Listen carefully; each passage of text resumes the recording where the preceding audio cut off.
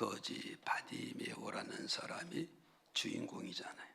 그래서 거지 바디메오라는 사람이 주인공인데, 이 주인공 된 이 사람은 어떤 문제를 가지고 있나 했을 때 그는 시각장애자였다 그러잖아요. 시각장애. 이 시각장애로 인하여서 노동의 능력을 상실했다 이거죠. 시각장애가 되므로 노동의 능력을 상실하고, 시각장애가 되지 아니하면 노동의 능력을 갖게 되겠죠. 노동의 능력을 가진 자는 거지 생활, 구걸하는 생활, 정말 얻어먹는 이런 생활을 아니하겠죠.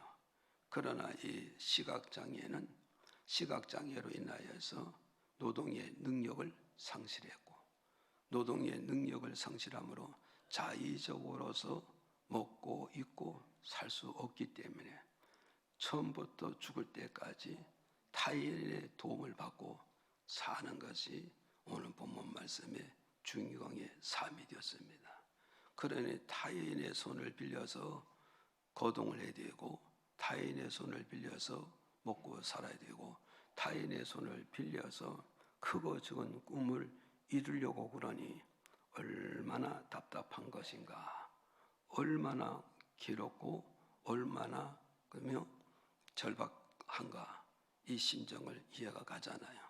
그래서 이 사람이 예수님께서 여리고 성에 들어갔다가 나온다는 소식을 듣고 그가 거기에 나가서 예수를 만남으로써 무엇을 해결했다고요? 시각장애를 해결을 받았다는 겁니다. 믿어지면 아멘. 그래서 시각장애를 해결받음으로써 무엇이 청산이 되었을까요? 거지의 삶이 청산되어지는 거예요. 거지의 삶을 청산하고 자의적으로 노동함으로써 이제 거지의 삶이 아니라 주는 삶, 고통의 삶이 아니라 행복한 사람, 절망의 사람이 아니라 미래를 바라보고 꿈을 꾸며 힘차게 항해하는 사람으로 변화되고 바꿔줬다는 것을 오늘 본문 말씀을 통하여서 우리에게 밝혀주는 그런 말씀이라는 사실을 저와 여러분 믿으시기를 바랍니다. 그래서 이 거지 바디메오라는 사람이 문제 해결을 받을 수 있는 믿음이라는 그런 제목 가지고 지난주에 증거했잖아요. 그래서 거지 바디메오가 문제 해결을 받을 수 있는 믿음은 어떤 믿음이 했을 때 첫째가 뭐겠어요? 첫째가 부르짖는 믿음을 가졌기 때문이다. 믿어지면 아멘. 그래서 마가복음 10장 47절에 같이 읽어요. 시작.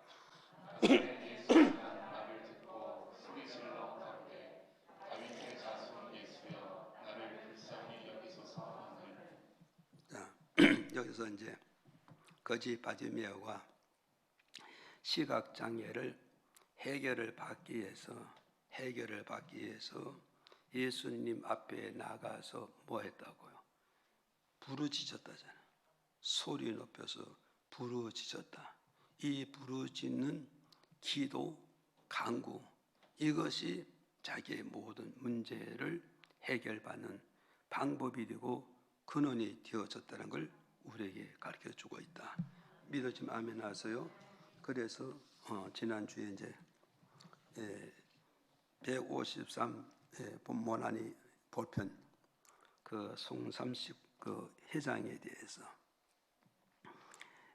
그 사람이 공장을 했는데 실패하고 그 실패를 성공하기 위해서 그는 뭐 했다? 부르짖고 기도했다잖아요. 부르짖고 기도했는데 그 기도 속에서 뭐요? 하나님 앞에서 내가 잘못 신앙생활하고 잘못 인생을 살았다는 걸 깊이 깨닫게 되었다잖아요. 그 깊이 깨닫은 그것을 가지고 하나님 앞에 철저히 회개하고 자복하고 통회할 때 그 하나님의 회개 기도를 받으시고 그에게 뭐 줬다고요? 누가복음 여기서요 5장 1절에서 쭉 있는 베드로에게 고기를 많이 잡는 그 방법이 이 송삼식 회장에게 말씀을 주므로 이 회장이 이 말씀을 붙잡고 기도함으로써 뭘 생각했다? 150마리, 요한복음 22장 있는 말씀, 우편에 그물을 던지면 고기를 잡는다는 그 말씀을 기준을 잡고 어떻게 해서 머리에 깨닫는 게 내가 153이라는 숫자를 어디다 새긴다? 볼펜에 새겨가지고, 그래서 세계 인구 50억 인구니까 50억 인구 손에 이 볼펜이 쥐어지게 하옵소서. 그러면서 기도하면서 하나님의 지혜를 얻고 하나님으로부터 아이디어를 얻어서 이 볼펜은 전혀 모르는 사람이 그걸 만들어서 세계 인구 50억을 볼펜으로 정복하게 되어졌다. 믿어지면 아멘. 믿습니까? 그래서 오늘 저와 여러분은 우리가 사업에 실패하고 건강에 실패하고 진로를 실패했잖아요. 이 모든 것을 해결받을 수 있는 믿음이 어디 있느냐 했을 때 부르짖는 기도가 필요하다는 거. 믿어지면 아멘. 그래서 부르짖는 기도가 필요하다는 사실을 우리에게 가르쳐주고 있어요. 그래서 우리는 뭐가 있어요?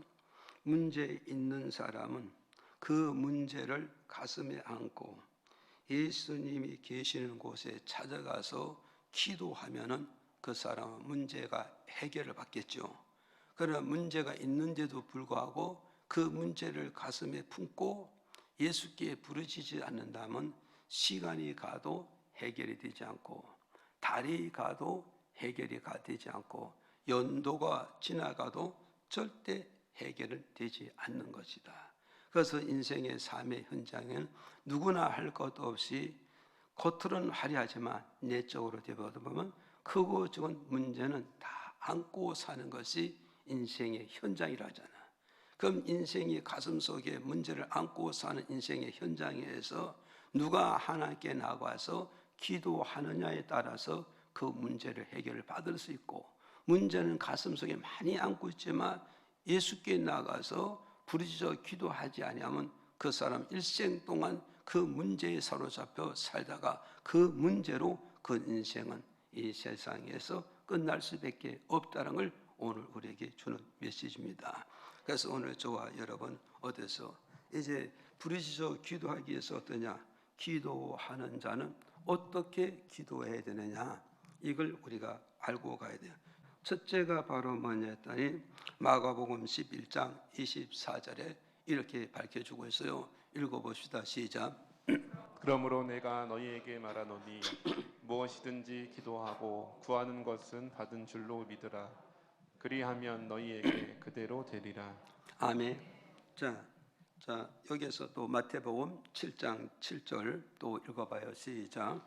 구하라 그러면 너희에게 주실 것이요 찾으라 그러면 찾을 것이요 문을 두드리라 그러면 너희에게 열릴 것이니. 아멘. 자, 우리는 여기서 이제 우리가 기억을 하셔야 됩니다. 기도하는 사람은 어떻게 기도해야 되느냐? 기도하는 그 방법론을 지금 우리에게 제시하고 있어요, 지금. 그래서 우리가 기도하는 방법을 알고 기도하면은 응답이 빨리 옵니다. 그러나 기도하는 방법을 모르고 기도하면 기도하는 시간은 많이 걸리고 에너지는 많이 소모되지만 결국은 뭐냐? 응답이 없다는 걸 우리에게 가르쳐주고 있다. 그렇다면 우리는 뭐해서 적게 기도하고 적게 에너지 쓰고 많은 효력을 얻으려면 어떠냐? 기도하는 방법을 알고 기도해야 짧은 시간에 기도의 응답을 받아서 삶에 많은 기도의 효력을, 능력을 드러내게 된다는 겁니다. 이해가시죠?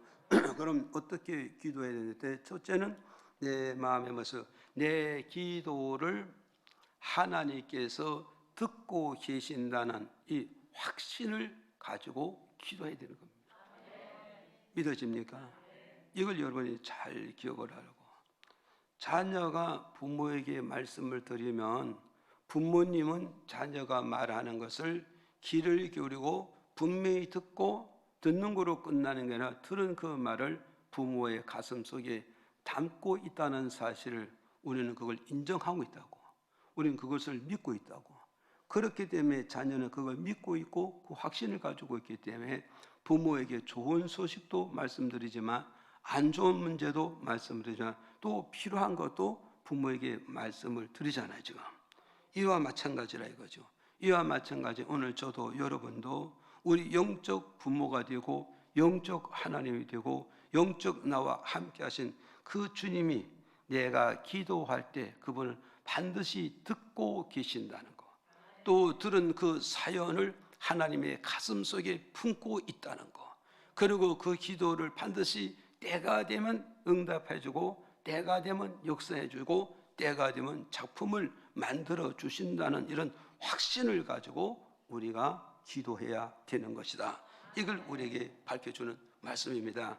그래서 마가복음 어때서 11장 24절에 무엇이든지 기도하고 구한 것은 무엇이든지 기도하고, 그러니까 뭐냐, 무엇이든 기도하라고 했으면 기도는 딱 한 가지 방법이 아니고 한 가지 내용이에요. 기도는 내용이 다양하게 있다는 거예요. 이해가 가시죠?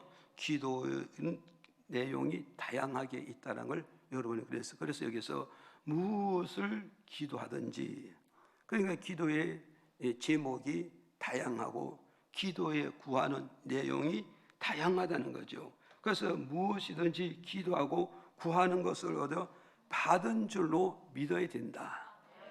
구한 것을 받은 줄로 믿고 구한 것을 확신을 가져야 되고 구한 것을 그대로 이루어질 것을 믿어야 된다 이 말이에요. 믿어집니까? 그래서 여러분 이걸 잘 기억을 하셔야 돼요. 무엇이든지 내가 무엇이든지, 기도는 제목이 다양하다 그러잖아요. 기도의 내용이 다양하다 하잖아요. 기도의 범위가 아주 넓다 이거예요.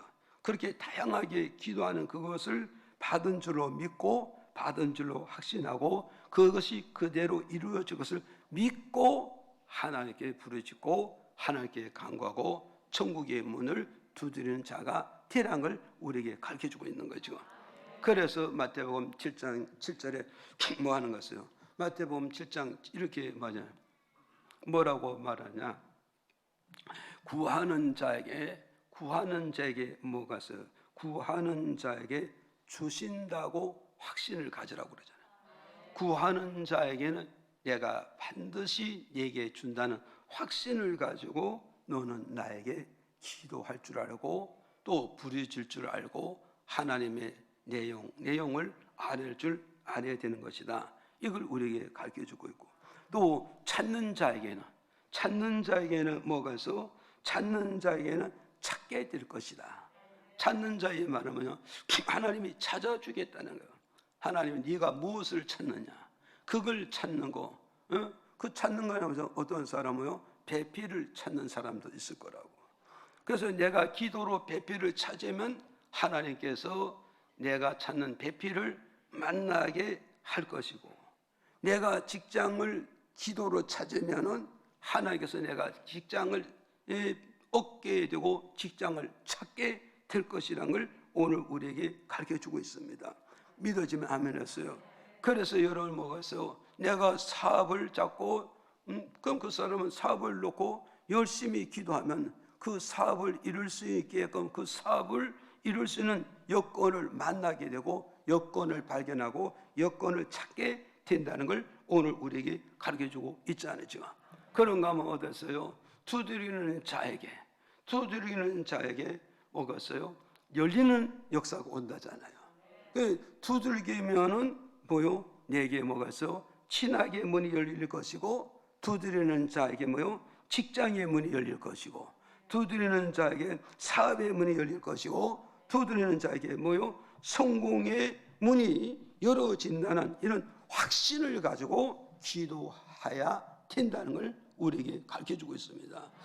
믿어집니까? 그러니까 오늘 여러분 적으세요. 두들겨야 문이 열리지.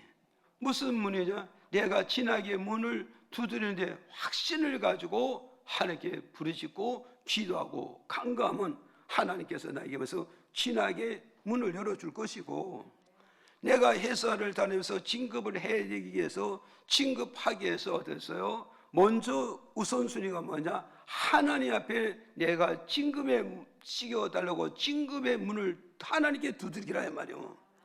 예? 경영중에 두드리지 말고 상사에게 두드리지 말고 환경에 두드리지 말고 하나님께 내 진급하게 해달라고 문을 두드리게 되는 거예요. 믿어집니까? 이걸 두드리게 돼요. 그렇게 되면 결국은 주님께서 내게 뭐요? 진급의 문을 열어주게 된다는 걸 오늘 우리에게 가르쳐주고 있는 겁니다. 그러니까 오늘 여러분께서요, 성공하기를 원하면 주여 나를 성공할 수 있는 길을 열어주옵소서.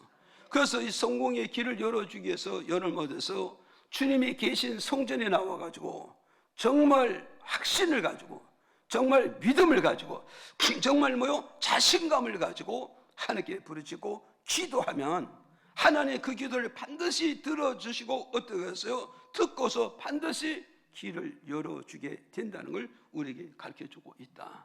이러지 마음에 이해가시죠? 그래서 여러분 어때서 마가복음 11장 24절에도 뭐요? 확신을 가지고 기도하라. 마태복음 7장 7절에도 결국면서 확신을 가지고 기도해야 되는 것이라 이렇게 말씀하고, 그래서 야고보서 1장 6절에 가서 보니까 이렇게 또 말씀해주고 있어요. 읽어보실까? 시작. 오직 믿음으로 구하고 조금도 의심하지 말라. 의심하는 자는 마치 바람에 밀려 요동하는 바다 물결 같으니. 자 보세요. 자 여기서 그러잖아요. 야고보서 1장 6절에 오직 믿음으로 기도하라잖아. 오직 믿음으로 기도하라. 오늘 저와 여러분 기도하시면서 오직 믿음으로 기도하라. 그래서 이 말을 바꾸면 뭐냐? 오직 믿음으로 구하라. 이 말은 뭐냐면 기도하는 자는 뭐요? 확신을 가지고 구하는 자가 되고, 확신을 가지고 기도하는 걸 가지고 자신감을 가지고 하나님께 나와 부르짖는 그런 자가 되어져야 되는 것이다. 이걸 우리에게 지금 주는 말씀이란 말이죠. 그러니 오늘 저와 여러분 우리 모습 하나님 성전에 나와서 기도하는데 정말 믿음으로 기도하고 있는가를 내 신앙을 점검해 봐야 되는 거예요. 정말 내가 기도하는데 확신을 가지고 기도하고 있는가, 나의 믿음을 점검을 해봐야 된다고. 내가 하나님께 기도하는데 정말 하나님께서 내게 주신다, 하나님께서 내를 이루어 주신다, 하나님을 성공하신다, 이런 뭐요? 자신감이 있느냐, 그죠?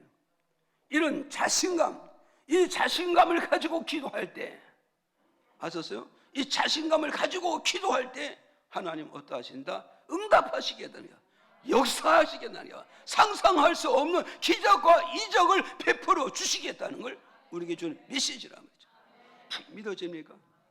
그래서 여기서 뭐라고 말씀하셨어요? 여기서 우리에게 말씀, 또 역설적으로서 말씀해, 의심하지 말라잖아. 의심하라, 의심하지 마라. 그래서 의심하지 말라고 우리에게 가르쳐주고 있다고요. 그래서 기도하는 자가 가슴속에 의심을 품고 기도하는 자는 뭐냐? 바다 위에 떠 있는 돛담배 같은 그런 기도 생활밖에 안 돼. 그 바다 위에 있는 돛담배는 바로 뭐냐? 중심이 없다. 중심이 없으니까 바람이 불면 불리는 대로 흘러가는 거, 바람이 불면 부는 대로 쏠려지는 거, 이런 것이잖아요. 지금. 그냥 오늘 우리는 바로 뭐냐? 확신 없는 기도는 바로 뭐냐? 바람에 밀려다니는 바다에 떠돌아다니는 돛담배와 같은 그런 기도밖에 안 되는 것이라는 걸 말씀하거든요. 그러니까 확신 없는 기도는 뭐요? 결국 뭐냐? 시간만 소모되고 에너지만 소모되고 뭐가 해서 육체의 피곤함과 범사의 피곤과 삶의 피곤을 더 증가시켜 주는 것이지 어떤 문제도 해결이 될 수 없다는 걸 우리에게 주는 메시지란 말이에요. 의심을 품고 기도하면 어떠해지느냐? 주님은 뭐라고 정리해 주느냐면 야고보서 1장 8절에 이렇게 말씀하고 있어요. 읽어보세요. 시작. 두 마음을 품어 모든 일에 정함이 없는 자로다. 예. 자, 우리가 의심을 품고 기도하는 자를 하나님 뭐라고 정리하느냐면 두 마음을 품은 자라. 두 마음을 품은 자라고 말씀하고 있다고 해요. 그래서 이 두 마음이 바로 뭐냐 했더니 야고보서 4장 8절에 이렇게 말씀해 주고 있어요. 시작. 하나님을 가까이 하라. 그리하면 너희를 가까이 하시리라. 죄인들아 손을 깨끗이 하라. 두 마음을 품은 자들아 마음을 성결케 하라. 예, 여기서 보세요. 자, 보세요. 두 마음을 품은 자, 그죠? 의심하는 자의 기도는 뭐냐? 두 마음을 가슴 속에 품고 기도하고 있다는 걸 우리에게 가르쳐주고 있잖아요. 그러니까 이 두 마음이라는 말은 야고보서 4장 8절에 가서 보니까 뭐가 있어요? 가서 뭐라 그랬냐면 보세요. 두 마음을 품고 있는 자들아 마음을 어떻게 하라? 성결하게 하라. 성결하게 하라. 이 성결하라 이 말씀의 뜻은 뭐냐면 내 마음에 뭐요? 빛의 마음도 있고 내 마음에 바로 뭐요? 예? 불의의 마음도 있단 말이야. 불의의 마음. 이 불의의 마음은 불신의 마음이 있단 말이야. 그러니까 내 마음의 빛의 마음은 믿음의 마음이고 또 이 불신의 마음은 뭐가 있어요? 예? 믿지 못하는 마음. 이 두 가지가 내 마음에 있어요. 이 두 가지 마음을 품고서 우리는 기도하면 이것도 저것도 안 된다는 걸 우리에게 주는 메시지라고 지금 이해가십니까? 그래서 주님께서 뭐라고 했어요? 두 마음을 품은 자들아 성결케 하라 이 말은 마음을 빨리 정리하고 마음을 빨리 정돈하고 빨리 결정을 지어야 되는 것이다. 이해가시죠? 그러니까 우리가 마음을 하나로 정리하지 못하면은 우리의 기도는 시간만 가는 거고 세월만 가는 것이고 가슴만 애태우는 것이지 가슴만 애태우고 가슴만 쫓기는 것이 우리 현실 속에 어떤 것도 이루어질 수가 없다는 걸 우리에게 가르쳐주고 있어요. 그래서 왜 우리가 두 마음을 품고 기도하고 두 마음을 품고 믿음 생활하고 있고 두 마음을 품고 우리가 예배를 드리고 있는가를 이걸 잘 알아야 돼요. 이 이유가 뭐냐 했더니 마태복음 13장 25절에 이렇게 29절까지 이렇게 말씀해 주고 있어요. 시작. 사람들이 잘 때에 그 원수가 와서 곡식 가운데 가라지를 덧뿌리고 갔더니 주인이 가로되 가만두어라. 가라지를 뽑다가 곡식까지 뽑을까 염려하노라. 자, 보세요. 우리가 이제 왜 두 마음을 품고 있느냐? 두 마음을 품고 있느냐? 우리가 예수 믿기 전에는 마음 하나를 품고 있어요. 그 하나가 바로 뭐가냐? 아담의 마음이고 이 아담의 마음이 말하면서 죄의 마음이고 이 죄의 마음이 뭐냐? 세상적인 마음을 품고 있는 거예요. 그런데 이런 사람이 이제 교회를 들어오고 이런 사람이 예수 그리스도를 영접했잖아요. 영접하게 되어지게 되니까 영접했다고. 그럼으로써 어떠해서 영접해서 우리가 신앙생활하다가 어떠해서 신앙에 잠들 때가 온다는 신앙에 잠들 때 이해가시죠? 그래서 신앙에 잠들 때 25절에 여기서는 뭐요? 사람이 잠잘 때 이 말을 바꾸면서 성도가 잠잘 때 이걸 조금 차원을 높이면 목사가 신앙에 잠들 때 이 말씀하거든. 잠들 때. 그러니까는 내가 신앙에 잠들 때, 내가 육에 잠들 때, 여러분 생각했어요. 사람이 잠들면 의식이 있어 없어요? 육체의 잠을 자도 의식이 없잖아요. 나를 흔드는지 소리를 치는지 불이 났는지 홍수가 나는지 모릅니다. 그렇게 되면 화재를 만남으로써 잠들 때 의식이 없기 때문에 결국은 거기에서 생명을 끝나잖아요. 생명을 끝나고 안타깝게 끝을 내잖아요. 지금 이와 마찬가지로 우리의 영적 신앙, 영적 생명, 영적 능력도 신앙에 잠이 든 때가 온다는 거예요. 이걸 잘 기억하라고. 일평생 내가 믿음 생활하면서 신앙에 잠이 안 들었다 이러면 그 사람은 뭐냐? 자기 영적 관리, 자기 믿음의 관리를 잘 하고 잘 이끌어 가고 있다는 걸 오늘 우리에게 가르쳐주고 있는 거예요. 믿어집니까? 그래서 우리는 육체는 어땠어요? 건강관리 잘하기 위해서 2년마다 한 번씩 정기 점검을 해야 되냐? 건강 정기 검사를. 이유는 뭐냐? 내가 스스로 의사에게서 정기 검사를 해서 이가 이상 없는지, 장이 이상이 없는지, 오장육부가 이상이 없는지 2년마다 돈은 들어가지만 가서 검사를 받음으로써 그러냐? 일평생 뭐가 있어요? 건강관리 잘함으로써 행복하게 살고 복되게 살고 모든 삶에 의욕을 갖고 살아갈 수가 있지 않습니까? 이와 마찬가지로 우리는 영적 관리를 우리가 잘 해 가야 되는 거죠. 그래서 영적 관리를 잘 하기 위해서 우리는 어디서 주님의 말씀을 통해서 내 신앙을 자꾸 점검할 필요가 있고 내 신앙을 자꾸 진단을 받아볼 필요가 있는 거예요. 지금 이해가십니까? 그래서 요한계시록 7교회는 어디서 하나님께서 요한 사도를 통하여서 아시아 7교회 이 땅의 모든 교회는 하나님께서 진단을 해주네. 이 교회는 건강한 교회, 이 교회는 하나님 은총받는 교회, 이 교회는 하나님의 축복받는 교회, 이 교회는 책망받는 교회, 이 교회는 야단 듣는 얘기요, 이 교회는 교종을 시기할 교회. 이렇게 진단해 주듯이 고린도후서 어디서 13장 5절 보면 너희 마음에 오직 예수님만 내 마음에 있는지 없는지 너희들 스스로 하나님 앞에서 신앙의 검증을 받아야 되느니라.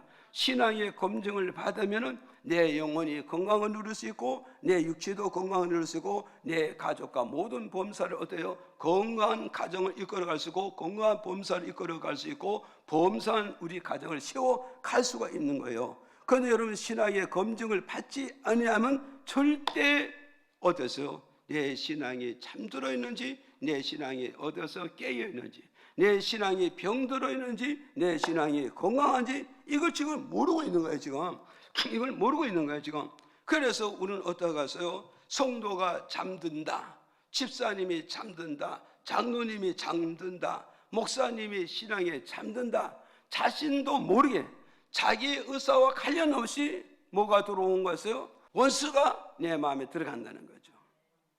원수는 바로 뭐가 있어요? 마태복음 13장에 보니까 마귀라고 그러고 귀신이라고 그러고 사탄이라고 말을 하고 있는 거예요. 지금 이해가십니까? 마귀, 귀신, 사탄, 새 이것이 내 마음에 들어와서 뭘 뿌리느냐? 가라지 씨를 뿌려놓고 간다는 거예요. 가라지 씨는 뭐요? 어둠의 씨란 말이요, 사망의 씨란 말이요, 불신의 씨란 말이요, 하나님 뜻을 거역하는 씨를 이것을 내 마음에 심어놓고 그는 나가고 있다는 거예요. 이러면서 결국은 뭐가서 시간이 지나면서부터 어디냐? 내 마음에 가라지가 자라는 거예요. 내 마음에 불신이 자라나는 거예요. 내 마음에 하나님의 모든 말씀을 모든 것을 의심하는 이런 것들이 자라게 되어진다는 걸 우리에게 가르쳐주고 있단 말이죠. 이해가십니까? 그러니까 내 마음에 바로 뭐가서요? 이것이 가라지를 심어 놓으면 말미암아 내 마음에 뭐가서 두 마음이 존재하기 시작한다는 거예요. 두 마음이 존재한다. 이 두 마음이 뭐냐? 어둠의 마음이 내 마음에 임하고 빛의 마음이 내 마음에 임한다. 그럼 여러분께서 어둠의 마음은 사탄의 마음이란 말이에요. 사탄의 마음이 내 마음에 들어오고 빛의 마음은 바로 뭐냐? 하나님 마음이 내 마음에 들어온다.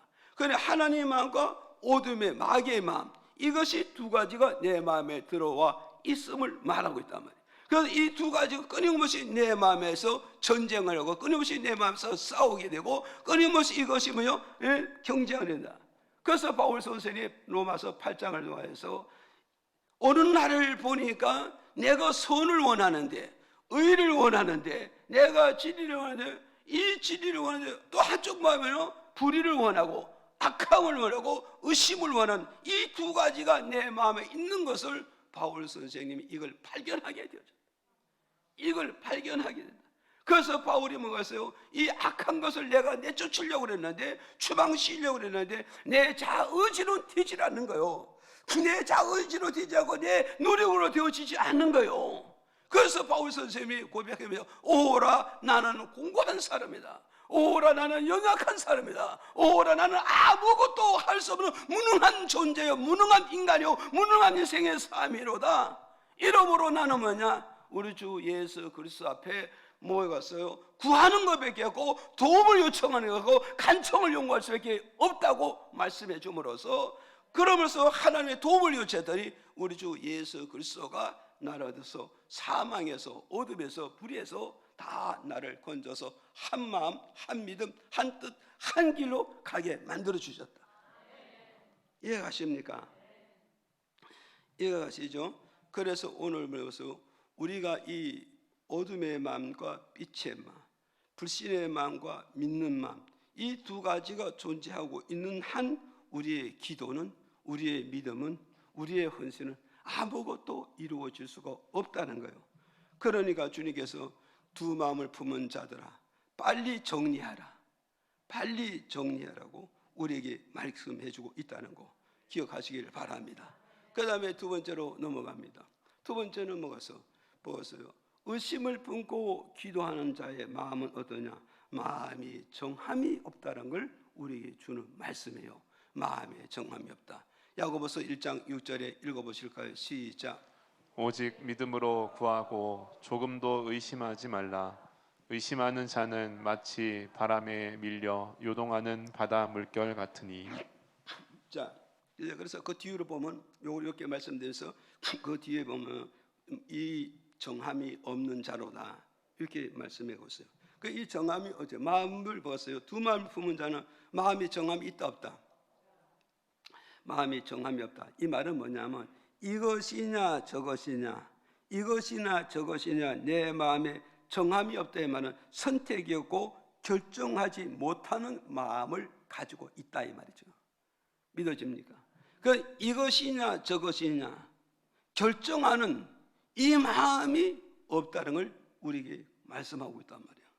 그래서 오늘 저도 여러분도 어디서 교회를 백날을 다녀도 이것이냐 저거냐 마음에 결정하지 못하고, 마음에 선택하지 못하고, 마음에 결론 내리지 못하는 이런 마음을 가지고 수날을 신앙생활 해본들 거기 하나님 어떤 응답이 있겠느냐, 거기 어떤 하나님의 능력이 나타나겠냐, 거기 어떤 하나님의 표적을 보여줄 수 있겠느냐? 절대 그럴 수가 없다는 걸 오늘 우리에게 가르쳐주고 있어요.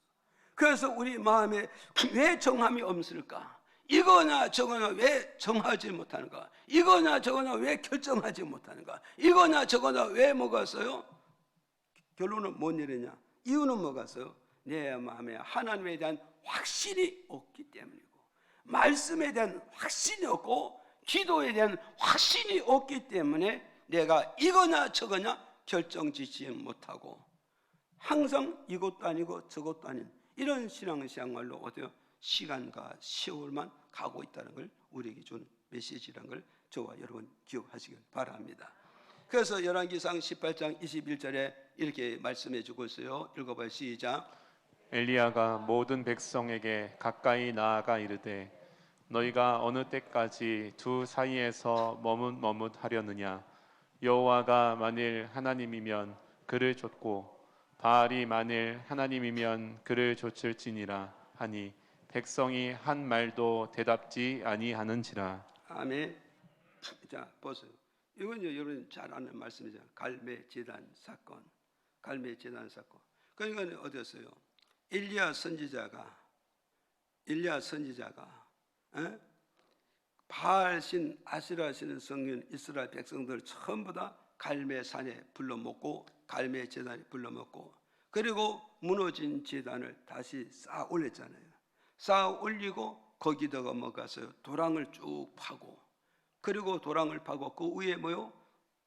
나무를 쌓고 그 위에 소를 잡아서 얻어서 각을 떠서 얹어놓고, 그리고 이제 제사 드리기 직전에 엘리야가 이스라엘 백성들에게 주는 메시지라고, 너희들이 이 제사를 드리는 목적이 뭐냐 이거죠.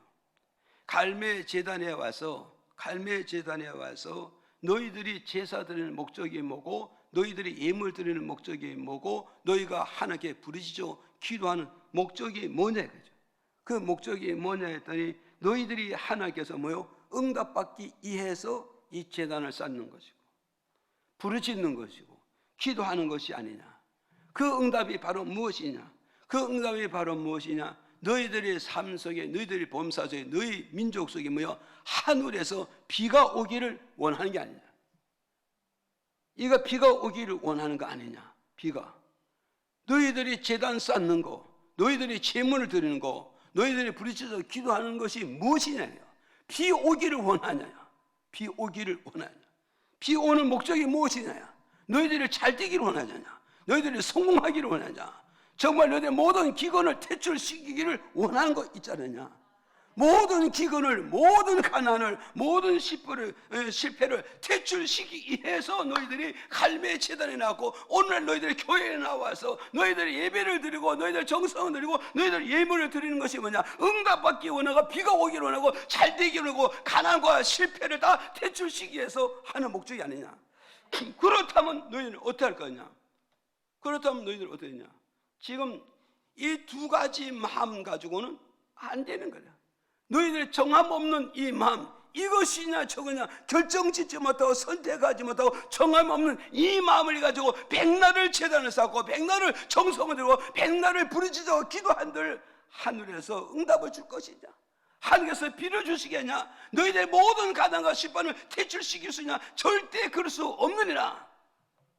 그러니 지금 이 장소, 이 시간, 이 메시지를 통해서 너희가 언제까지 하나님의 편에서 바알신에서 눈치 작정하고 있고 기회주의 작정하고 있겠느냐? 사람은 너희들의 중심을 모르겠지만 전능하신 하나님은 너희 마음을 감찰하시니라. 너희 마음을 지금 보고 계시니라. 네 마음에 정함 없는 걸 지금 정하는지 정하지 않는지 지금 이걸 지금 보고 계시니, 보고 계신 하나님을 너희가 의식하고 보고 계신 하나님 너희가 믿는다면 어떠냐? 지금 정함 없는 마음에서 지금 정해야 된다. 하나님이냐 바알이냐, 귀신이냐 하나님이냐, 피조물이냐 창조주냐, 이 자리에서 이 시간에 이 메시지를 통하여 결정을 짓고 선택해야만은 내가 너희를 대표해서 제단을 쌓고 부르짖고 기도할 것이다. 그랬더니 이스라엘 백성들이 자기 마음에 정함 없는 것을 엘리야가 찔러대잖아요. 그 찌르니가 거기서 볼 때 찌름을 탁 받을 때 마음에서 가책도 받고 찔림도 받고 고통도 받고 괴로움도 받으면서, 그러면서도 한쪽에는 뭐냐? 이 마음을 누가 목사님이 찔러 바쳤을까? 누가 엘리야 목사님 이거 찔러 바쳤을까? 그렇게 하실 것도 있잖아요. 오늘 여러분 잘 생각하라고. 오늘 여러분 이제 목사님 이렇게 메시지 전하는 걸 가지고 이거 누가 찔러 바쳤냐 그렇게 생각하면 안 된다고. 하나님은 목사님 마음과 생각을 하나님 움직이면서 그때그때 말씀과 메시지를 주고 그때그때 여러분 방향을 주고 여러분 그때그때 여러분 길을 인도하고 그때그때 여러분 어떻게 행동해야 될 것을 메시지를 통해서 주고 계신다는 걸 믿어야 된단 말이에요. 이해가시죠? 이걸 믿어야 돼요. 그래서 이스라엘 백성들이고요, 엘리야 선지자를 통해서 하나님의 말씀을 통해서 좋은 소리를 들어서 나쁜 소리 들었어. 좋은 소리요, 이게 나쁜 소리요. 자기 가슴을 꽉 찔르는데 자기 마음은 이거냐 저거냐 정함 없는 기회주의로 지금 하나님의 배잖아요. 마귀가 잘 되면 마귀를 쫓아가고 하나님 잘 되면 하나님 쫓아가겠다는 이런 기회주의, 그죠? 기회주의고 또 나쁜 말하면 양심주의잖아. 그렇잖아요. 이 마음을 아무도 모르는데 엘리야가 하나님의 말씀을 가지고 우리 가슴을 찔러버리잖아요. 우리 가슴, 우리 양심을 찔렀을 때, 우리 생각을 찔렀을 때 이게 뭐가요? 좋은 거요, 나쁜 거요? 예, 보세요. 여러분 믿음이 있으니까 이게 좋지. 믿음이 없으면 누가 이거 고자질을 해가지고 내 마음을 갖다가 꽉 찌르고 있을까? 그러잖아요. 그렇잖아요. 그렇게 그러잖아요. 그래서 이 메시지가 뭐가서 나를 잘되게 하는 거요, 못되게 하는 말씀이요. 잘되게 하는 메시지인데 우리는 가서요 이것을 부정적으로 들어먹어서 나를 나쁘게 보는 거라고. 이해가십니까? 이걸 우리에게 가르쳐. 그런데 그 사람들 이 엘리야가 주는 메시지를 듣고 어떻게 갔어요? 그래, 우리가 이것도냐 저것도냐 결정하지 못하고 눈치 작전하고 기회주의로 가니 이거 안 되겠구나. 그래서 이스라엘 백성들이 마음을 결정을 짓는 거예요. 누구를 통해서? 엘리야 선지자의 전가하는 메시지를 통해서 마음을 결정하는 데 마냐 바울로 가는 것이 아니라 하나님께로 결정을 짓고 귀신으로 결정짓는 게 아니라 하나님을 짓고 세상으로 붙잡고 가는 결정짓는 게 아니라 하나님 말씀 붙잡는 걸 결정을 지었다고. 그래서 이 마음이 딱 결정을 짓고 나서 이들에게 예배를, 이들이 하나님께 제사를 드리고 정성을 드리고 기도를 드렸더니 하나님 그들의 제사를 받고 정성을 받고 그들의 기도를 받으시고 이제 열왕기상 18장 41절에 가서 보니까 응답을 해 주시는 거예요. 읽어보실까요? 시작. 엘리야가 아합에게 이르되 올라가서 먹고 마시소서. 큰 비의 소리가 있나이다. 아멘. 자, 여기서 여러분이 보시라고요. 보세요. 이제 이 정함 없는 마음을 엘리야를 통하여서 마음의 찔림을 받고 그것을 이거냐 저거냐 정했잖아요. 결정하고 선택했는데 어디로? 바알을 선택한 것이 아니라 하나님의 편에 선택했잖아요. 그래서 이 선택에서 정한 마음을 가지고 하나님께 제사 드리고 정성을 드리고 기도를 했더니 하나님이 응답했잖아요. 그 응답한 게 이제 18장 41절에 넘어가요. 41절에 뭐였어? 큰 비의 소식이 온다는다.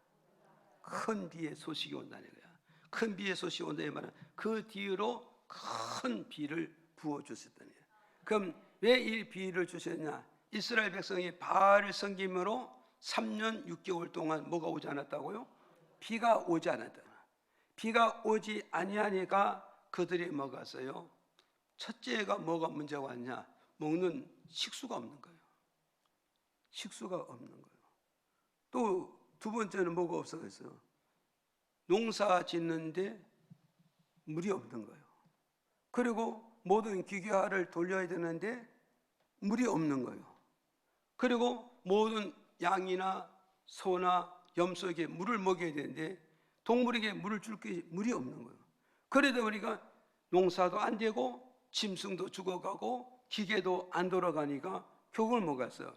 전부 다 폐허가 되어지는 거예요. 전부 다가 폐허지니까 결국은 뭐냐? 성공하는 자가 아니라 다 폐허가 되어지고 마는 거예요. 뭐 때문에 폐허됐을까요? 우상 숭배로 인해서 뭐가 오잖아요? 비가 오지 않은 거예요. 비가 오지 않음으로써 결국은 다 실패자가 되고 정말 가난에 토탄에 빠지고 있잖아요. 지금. 이랬을 때 이들이 결국 뭐냐? 엘리야의 부른 소리를 듣고 잃어버렸던 하나님과 잃어버렸던 제단과 잃어버렸던 갈매산에 다시 나와가지고 이제 그들이 오직 하나님만 섬기겠다는 이 결정된 마음을 가지고 제사 드리고 예물을 드리고 기도하니 하나님께서 정한 마음을 가지고 드린 것을 기뻐 받으시고 하나님이 이들에게 큰 비를 열어주셨다는 걸 우리에게 가르쳐주고 있잖아요. 큰 비는 바로 뭐요? 물을 주셨다는 걸 우리에게 가르쳐주고 있다. 그러니까 이 물은 우리에게 무엇을 영향을 주느냐 할 때 창세기 어디서요? 1장 20절에 시작. 하나님이 가라사대 물들은 생물로 번성케 하라. 땅 위에 하늘의 궁창에서는 새가 나르리라 하시고. 자, 물의 역할이 뭐냐? 물의 역할이 뭐냐? 창세기 1장 20절에 그러잖아요. 하나님이 가라사대 물들은 뭐요? 생물, 생명 있는 것들을 뭐요? 번성과 번창과 번영을 가져오게 만든다. 그러니까 물이 하는 역할이 뭐냐고요? 물이 하는 역할이 살리는 역할이요. 살리는 역할이고 생기를 집어넣는 역할이고 번창과 번영을 만들게 되고 이 물이 결국은 뭐냐? 곡간을 채우고 이 물이 뭐냐? 인간의 모든 만족을 채우고 이 물이 인간이 뭐가 있어요? 인간에게 사람에게 희망과 소망을 주는 것이 물의 기능, 물의 역할이라는 걸 오늘 우리에게 주는 메시지라고 지금 이해가십니까? 그러니 오늘 저와 여러분 어떠셨어요? 정말 우리가 어디서 정함 없는 이거냐 저거냐 결정 없는 이 두 마음을 품고 기도하는 자는 아무것도 이룰 수가 없다는 겁니다. 아무것도 이룰 수 없다. 그럼 오늘 이 말씀을 들어서 저와 여러분 어떠셨어요? 이 말씀을 들음으로써 어때요? 내가 정함이 없는 거 이제부터 내가 정말 한쪽 발은 바알에게 놓고 한쪽 발은 하나님에 놓은 거 이 정함 없는 거 이것을 내가 이 말씀을 통해서 이제 내가 마음을 결정을 지어야 되겠다. 이제부터 내가 하늘이 무너져도 주일 성수 잘하겠다. 이제부터 내가 굶어 죽는다 할지라도 11조는 잘 드리겠다. 이제부터 내가 어떻게 어려움과 고통을 전해도 내 인생의 사명은 감당하고 천국 가게 해야 되겠다는 이런 분명한 정함 분명한 선택, 분명한 이 결정을 가지고서 내가 하나님께 접근하고 예배로 접근하고 기도로 접근하고 희생과 헌신으로 접근할 때 내가 상상할 수 없는 기적과 이적과 응답과 축복이 하나님께로부터 하나님께서 나를 통해서 이 일이 이루어지게 된다는 걸 우리에게 주는 메시지입니다. 이해가십니까? 이걸 우리는 기억을 하고 가야 됩니다. 자, 또 세 번째 무엇이요? 세 번째 뭐가 있어요? 두 마음을 품은 자, 두 마음을 품은 자 세 번째 뭐라 그러냐? 야고보서 1장 7절에 한번 읽어볼까요? 시작. 이런 사람은 무엇이든지 주께 얻기를 생각하지 말라. 자, 보세요. 자, 여기서 그러잖아요. 이런 사람은 어떠세요? 두 마음을 품은 자를 말하잖아요. 이런 사람이 누굽니까? 이런 사람이 본문에서 말씀하는 이런 사람 누구냐? 두 마음을 품은 자를 지금 지칭하는 말씀이라고 지금. 그러면 두 마음을 품은 자는 하나님 앞에서 무엇이든지 얻을까 생각하지 마라. 여기에서 무엇이는 아까 제가 서두에 말씀드렸잖아요. 다양한 방법을 말하잖아요. 다양한 방법을. 그러니까 기도의 내용은 다양하고 우리가 구하는 내용은 다양하잖아요. 어떤 것을 구한다 할지라도, 어떤 것을 원한다 할지라도, 어떤 것을 선택한다 할지라도 거기에 하나님의 역사는 있다 없다. 하나님의 역사는 없다는 걸 우리에게 말씀하고 있단 말이죠. 그러면 우리는 세상에 다양하게 구해야 되고 다양하게 도움을 받아야 되고 다양하게 주님의 인도를 받기 위해서는 우리는 뭐가서요? 두 마음을 빨리 퇴출시켜야 되잖아요. 이해가십니까? 이 두 마음, 의심하는 마음이 두 마음이잖아요. 그래서 이 두 마음을 빨리 퇴출되어질 때 우리는 주께로부터 구하는 거, 헌신하는 거, 십자가 지는 거 다양하게 받을 수 있고 다양하게 누릴 수 있고 다양하게 우리는 증거할 수가 있고 외칠 수 있다는 걸 우리에게 주는 메시지라고요. 이해가시죠? 그래서 오늘 저와 여러분 어떠세요? 이제 정리하는 게 뭐냐? 우리가 문제 해결할 수 있는 방법이 뭐냐? 부르짖어 기도하는 것이다. 그럼 부르짖는 자의 기도는 어떠냐? 방 기도하는데 어떻게 기도해요? 첫째 뭐냐? 내가 기도하는 걸 하나님이 듣는다는 확신을 가지고 기도하고 부르짖고 간구하게 되나면 거지 바디움의 인생의 문제가 해결되듯이 내 인생의 문제와 내 가족의 문제와 내 진로의 문제가 부르짖는 기도를 통해서 해결된다는 사실을 저와 여러분을 믿고 이런 믿음으로 가시기를 주 이름으로 축복을 드립니다.